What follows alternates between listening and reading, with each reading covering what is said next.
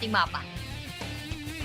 Yeah, definitely Aya kasi yan yung pinakamagandang spot, no? Usually talaga. But you can see on the left-hand side, a hot session happening. R8 Esports and Alpha 7. Drop na yung isa. That's gonna be Revo who will go down. And more than likely, Aya, makakita tayo ng recall from Alpha 7. Ito na yung pagbawi ng Alpha 7. Kaso nga lang, mananockdown si Gizao. And now, isa na lang ang natitira dito sa bubong. And that is gonna be Obscure. And by the way, these are players, Aya, from PMWC na naglaro for Twisted Minds dati. Exactly. Pero teka, uy, from that nade, coming in from Amori, muntik-muntik ka na si Obscure, pero sa may bandang Gedli, ID7 madadali. Pero ngayon, with that push coming in from Amori, sino kaya magwawagi? Tagu-taguan muna tayo patin. Terra moment, Marth from behind, also providing a bit of that cover, pero ang tibay ni Obscure, hindi pa rin nadadali kahit walang vest, kahit walang helmet, nakapag-knockdown pa ng isa. And almost a clutch right there, pero dahil may...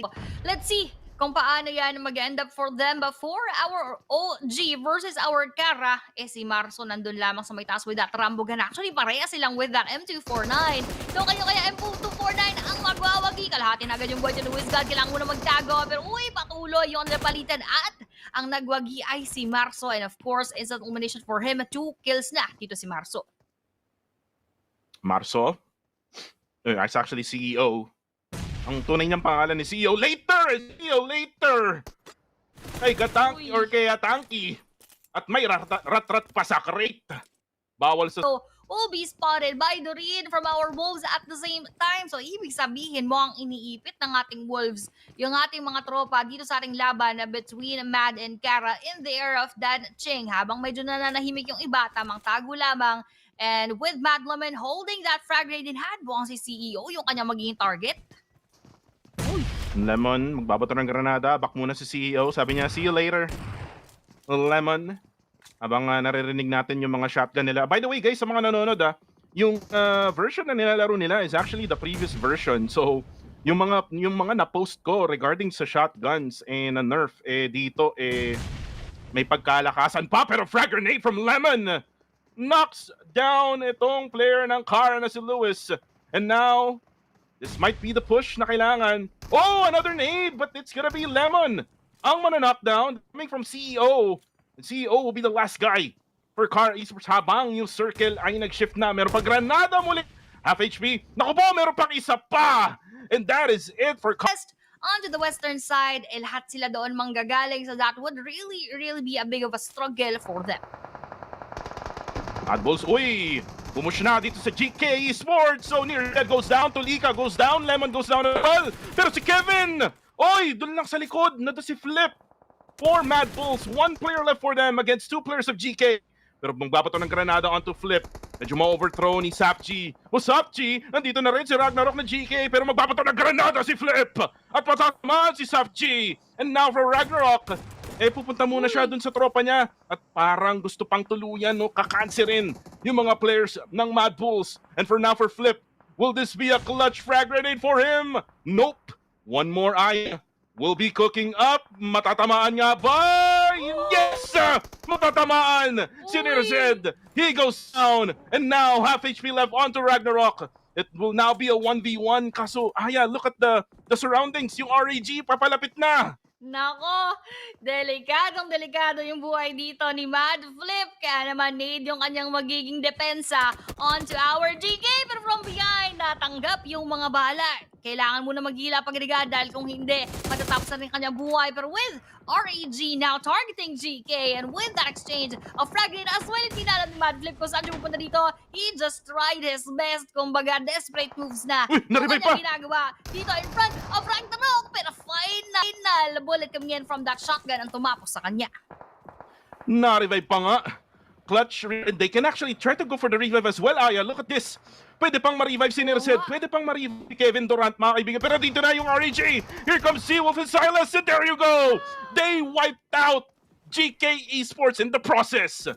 What done sa ating REG with already 5 eliminations dominating our battles right here. Tapos yung ating EA, nagdelikado rin yung mga buhay coming in from all the troubles happening. Yung ating DRX, meron isang player knockdown. Tourniquet now moves from behind this bridge right here. Dahil sa Sakura, kailangan niya backupan. Dahil nga si Joker, nadadali na rin. Coming in from OG. So ang daming kalaban ng ating EA, mukhang they in between these teams. Pero DRX yun, Ben, yung isa sa ating mga OPA, nakita ng R8. Arena nagsiset up ng smoke. Nasa may edge lang kasi sila. Habang may nangyayaring laban din on the lower right-hand side of our screens. This is gonna be REG versus not so sure. It was Wolves! And Cops gets the frag grenade in. Pero may laban din dito. R8 versus DRX SOS gets one down. Amduri will go down and out. Tatlo na lang natitira for R8. Pero again, for DRX, they can actually defend. Pero Pistol Edge gets Saisei down. So West naman, magbabato ng granada pero walang matatamaan. Pero si Saisei manghanap ng tulong. Pero nandito na yung mga shotgun ng mga OPA. Pagka-shotgun, ito na yung mga Koreano. Pero sabi ng R8, anong shotgun? We will take you down. And now for DRX, only one player left alive. And E-Arena goes for the third party in. At sila ay ma-eliminate din. Oh, no!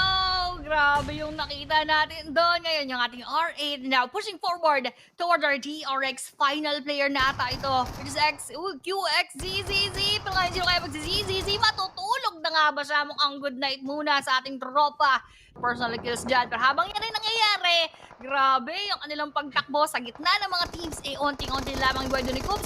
Now trying to crash onto the area of Thunder Talk na mukhang hindi rin papabayaan yung kanilang pwestuhan. Kaya naman ngayon, sumabog ba yung kanilang vehicle? One player will be knocked down. Ngayon si Baton, nakapasok na, nakapag-penetrate na sa kanilang depensa. Pero sabi niya, lalabas muna ako, baka mapagkamala ng akit bahay dito. Pero with that nade, almost connecting. Buhay na buhay pa naman si Baton. Pero ngayon si AJ, silipin na sa may bandang Geddy. Pares nagkaroon ng shotgun moments. Pero hindi pa rin nagkakaroon ng knockdown ng tuluyan. Wala pa rin natatamaan itong Team Wolves. Wala na sila. Isa na lang ang natitira. Si Baton na lang ang natitira. And now TT comes in. Auto, knockdown si King. Pero nandun si Siting. Dalawa pa ang natumba doon. Pero they will survive. With just a minute and a half left, Aya, in the timer. Blue Zone is also closing in. Kailangan nilang magmadali. Kailangan na first through, marami pa silang kailangan i-consider yung mga kalaban na nasa paligid, yung kanilang pagtatakbuhan at yung kanilang maging cover, which is actually very scarce in this area. Wala sila masyadong cover, pero ito nga, speaking of cover, emergency flares would save their lives for quite a while until such time na siguro pwede sila magkaroon ng ikutan moments. Pero APG Jock through that frag grenade, catch natanggap ng malalang damage with one more attempt. Si Scarface nasugatan ng maigi pero nabawian yung dalawang players ng ating APG. Dalawang granada yon from ULF. And now, Doc na lang natitira. Isang wanit na lang, mga kaibigan, ang kanyang buhay. Pero kailangan gumapang nung kanyang kakampi na si Top. Na ngayon ay knockdown. At habang nangyayari yan, Scarface din, no? Kailangan din gumapang kay Eren. Pero wait lang, ito na si Eren. Tingnan natin kung magiging Titan. Parang hindi yata pwede yan dito, Aya. Pero let's see, DX. Medyo bababa doon si Lamborghini. Ito si Eren, medyo may stuck siya dito sa edge ng Blue Zone. Medyo mahirap to, wala rin siyang sasakyan. At baka mabaril siya ng DX dun sa malayo. And DX just doing a really good job here, Aya. Just waiting on for Eren to reveal himself. Pero grabe na sinusurvive niya lang yung ating Blue Zone. Pero ang dami nagaganap, stage 5 pa lang pala. So wala masyadong hapdi. Kaya pang tiisin kahit pa paano yung ating Blue Zone. Pero ngayon, medyo bumibilis na bahagya yung kanyang bleeding time and he is now forced to get inside that circle. Kasi sa kanyang pagpasok, nakita ng ating Thunder Talk, tinapos na yung ating ULF. Nakita na mga TT, mga kaibigan. 5 eliminations dominating na mga TT, by the way. Ito yung bias ko kanina, no? The teams to focus together with APG and REG. Pero looks like APG and TT na lang ang natitira, no? Sa'yo ba, Aya? Ilan na lang natitira sa mga bias mo? Sino pa ba? APG na lang ata. Wala nang DRX, APG wala na lang. REG. Sila na lang yung solid. Ang hirap, Ang hirap din mamili kasi, no? Kasi this is basically the top team in the world, no? And kitang-kita naman natin yung performance nila. And look at APG. One player left, no elimination so far. Oo nga, no? Parang nakakapanibago Wait lang. APG. Pero teka, GS versus our OG. Sino kaya magiging OG na makakuha ng mga puntos? Pero ngayon, Aru will be eliminated. Ganun-ganun lang pagdaan ng ating GS na ubos ang kanyang buhay. Pero good thing for them, nakatakas naman yung kanilang ibang tropa na WizGod trying to make bawi-bawi onto our R8. At yun na din pala yung kanilang final player. Pero for Thunder Talk, tahimik lamang. Pero still with 4 players left. Kaso yung isa nila knockdown sitting almost got taken down as well. Pero with that follow-up of that Molly, hindi naman na-confirm. Last 2 players for APG, Top and Doc. Sino kaya ang gagawa ng magandang move? Pero si Doc kailangan ng Doc to syempre, ngayon naman si Top, from the top, napunta ng bottom, Thundertalk ang nagwagi. AJ is out, so isa na lang yung bet ko. Ako na lang. Oo nga. Sabi Thunder Talk Global. And now DX. Uy, wala na rin ang GS, no? They're now out. The team from Iraq. Orangutan also is dominating with 5 elims so far. Alpha 7, yung kaninang binabakbak ng R8. R8 is now out, by the way. 13 points. Pero buhay pa rin ang Alpha 7, only with 1 point. Pero TT, kailangan nilang gumalaw. Ito na yung pagpasok ng mga TT, mga kaibigan. Lalapitan na ang mga DX. 3-man in. 1 sa malayo. Here comes the frag, or the shotgun. Na-shotgun is hitting. Ito si Paragin. And now, kailangan pawi ng DX. Kaso nga lang, sila yung nagre-revive. Knockdown din itong si Levi's. Nate na lang. At si Lamborghini ang natitira. Sitting na Gobs in, pero 1 HP ka lang kayo. HP. At siya ay knockdown. Matutuloy na agad-agad ng DX. Now, TT. 3 na lang ang natitira. Pero 2 ang magiging kalaban nila dito sa side na to. Lamborghini goes down. Shing with that shotgun. 1 more player left. Nate T ay mapapak na lang talaga sa mga TT. Wala ka talagang choice dahil nga nasugod sa dito, and the DX Nate G will be the final player left for side of our G Savior. At parang in no time, he will also be spotted by our Thundertalk dahil they're very aggressive onto getting that push and getting that final kill in habang throwing and exchanging with those nades. Hindi pa pala yung ating Thundertalk. Well, ang mangyayari dito probably is Maloy and Milky Way will have to sustain itong firepower ng TT Global. Uy, habang uy, kita ka na ako! Kita na si Insan. Hindi siya nakapag-mekos-mekos, man.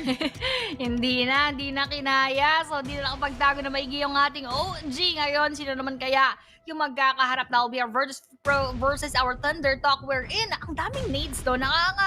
Panibago nakakabilib yung ating Thunder Talk right here. Ang dami nilang naipon ng mga nades and they're really saving that up for this battle. Pero ganoon din yung ating Virtus Pro with 13 more nades to spare sa harapan ng ating TT. Now, with that connecting, si Shing mababagsak and one more will be going towards our Thunder Talk. Yung isa na-confirm, isa may isang knockdown. EJ now going for that bawi-bawi moments. Pero Milky Way, madadali din ang ganda ng ginawa doon ng ating VP. But for Thunder Talk, EJ, let's see kung paano nga ba niya handle pa yung ating situation right in front of Maloy. Unti-unting tumutumba ang mga TT, mga kaibigan. Si AJ na lang natitira. Meron pa frag grenade. Maloy! Nakita! Nagkamali ng galaw si AJ. Pero ito na, Alpha 7 tumayo na. VP Boston goes down. Eragon! Oy, Carillo binawasan. Obscure na bawasan din. Down na nga si Obscure. Carillo na lang ang natitira. It's gonna be a 2v1 situation right now. Habang naglulot pa ang VP, Carillo, who goes for the shotgun finish to Boston. Pero it's way too much for Alpha 7. Virtus Pro gets the first win in PMGC 2025. Wow, what a game for the side of our Virtus